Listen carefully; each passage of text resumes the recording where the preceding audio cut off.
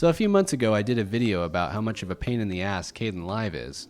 And really, a lot of that video was my general frustration with video editing on Linux in general. Now, generally speaking, video editing is a really complex thing. There is a lot of moving parts. There's a lot of things happening. And quite honestly, it is a huge achievement in what Kdenlive is able to do with just being an open source project. And the same goes for OpenShot and all the other open source editors out there.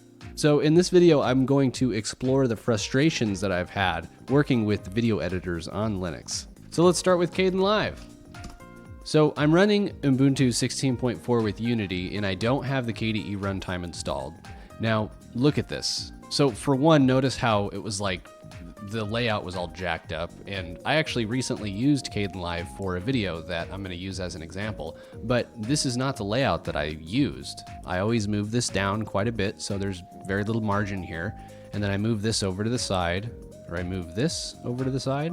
Yeah, okay, because I don't care about clip properties. I'll open that when I want it. So this is how it normally looks, but it doesn't appear to save the layout, which is kind of annoying.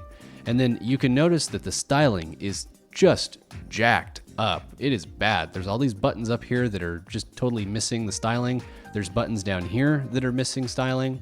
And yes, you can go up here and you can change the theme and the style. But unfortunately, Kdenlive is so heavily built into the KDE framework that you can't even get into the configuration because I don't have KDE Control Center installed. I don't have the KDE runtime installed. And apparently that's what's missing here. All these buttons are missing because I need the KDE runtime. So that's kind of annoying. The KDE runtime is like 300 megabytes or something just gigantic, and I don't want to download it. But in general, Kdenlive, you know, it actually works pretty good. One of the main things that Kdenlive has going for it compared to other video editors is it has a kick-ass workflow. It's really easy to use. So even though Kdenlive is unstable a lot of the time, and you have to make sure that you've got all the correct versions of, you know, KDE framework and Melt or whatever the hell the media framework that it uses. This is version 16.8.2, and you have to make sure that you have all the dependencies and stuff. And it typically works pretty good. It's just, you know, unstable sometimes. Now, my final piece about Kdenlive is, despite being unstable at times, it's also shockingly robust. So if you notice at the top here, I've got HD 1080p 25 frames a second. All of these clips here are different in some way. So let's take a look at Tomb Raider 2013 clip properties. This is the thing that I just like got rid of. Okay, well, that works. So the audio codec is Opus, and this is frame rate 25 frames, 1080. So then let's go to this one called Shadow of Mordor, though it's not actually Shadow of Mordor. And this one will be 60 frames a second at 1080p.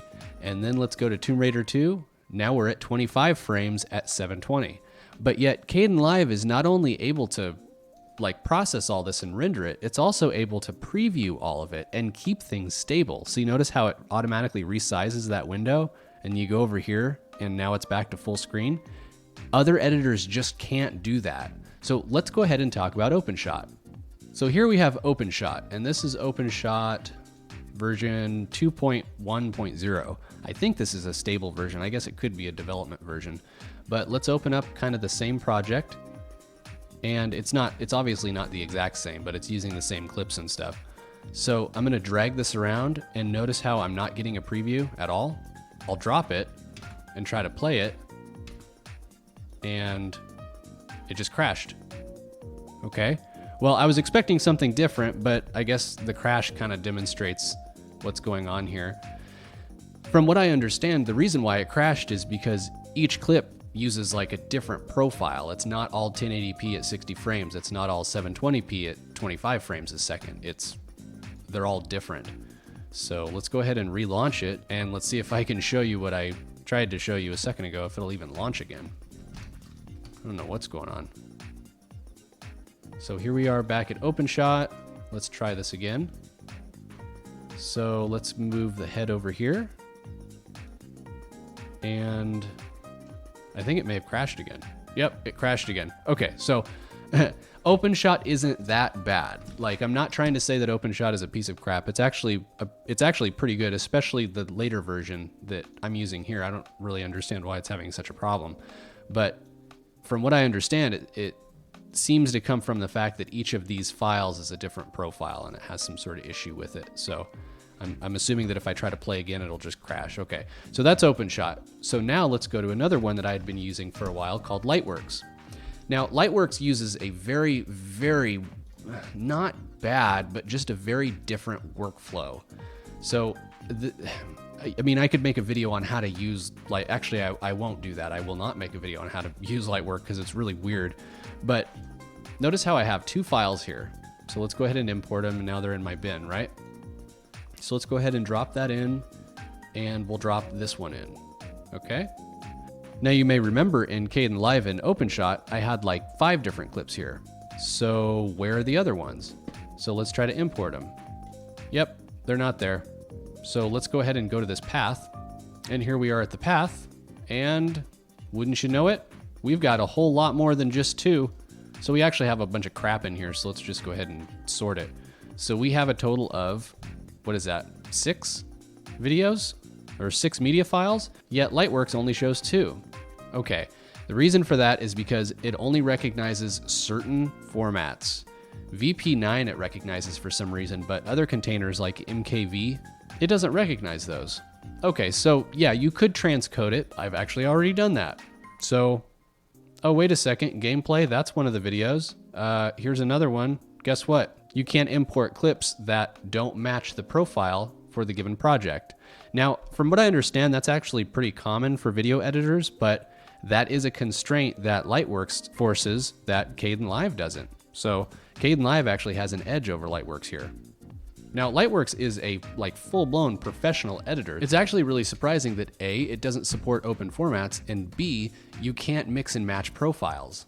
Now, there are other editors, like Pitivi is one that I've played around with, but Pitivi is an editor that kind of forces you into a specific workflow, a lot like Lightworks, but I've never really been able to get into the way that Pitivi forces you to work when you edit your videos. Like, for example, you want to import something. Okay, so let's go ahead and import a video. So let's go ahead and grab these 2 files, all right? So it transcodes them on the fly, which is super awesome. And actually, let's bring in one more file.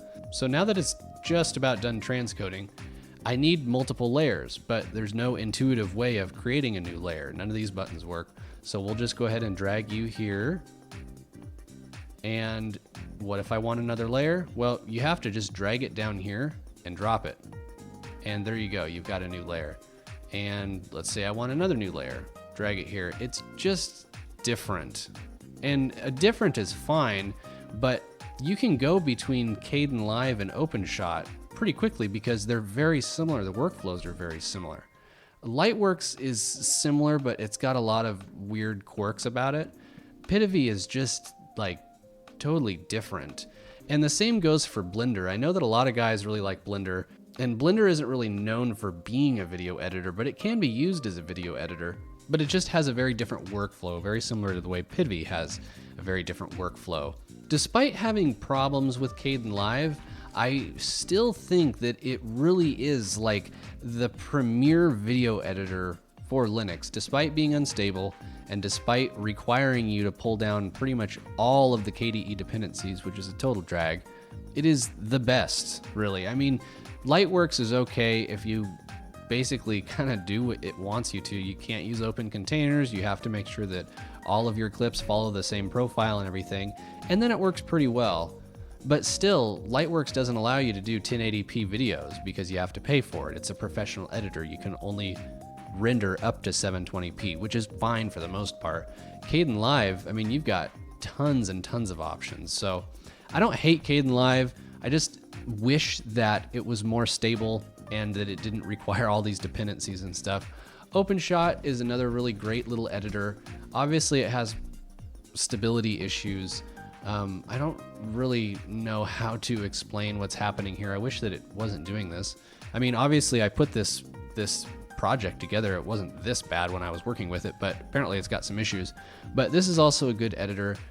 If you're just doing really basic stuff, then something like OpenShot's great. But when you're doing a lot of like transitions and just more fancy stuff, then you got to use a more robust editor, and that's where you're going to end up using something like Lightworks and Kdenlive. And in my opinion, those are really the two only options for professional grade video editing on Linux. And I wish there were more options. I wish that those options were, you know, better, but that's just the way it is. So yeah, this video ended up being kind of more like a ramble/rant, but hey, that's okay. Hope you enjoyed it, and thanks for watching.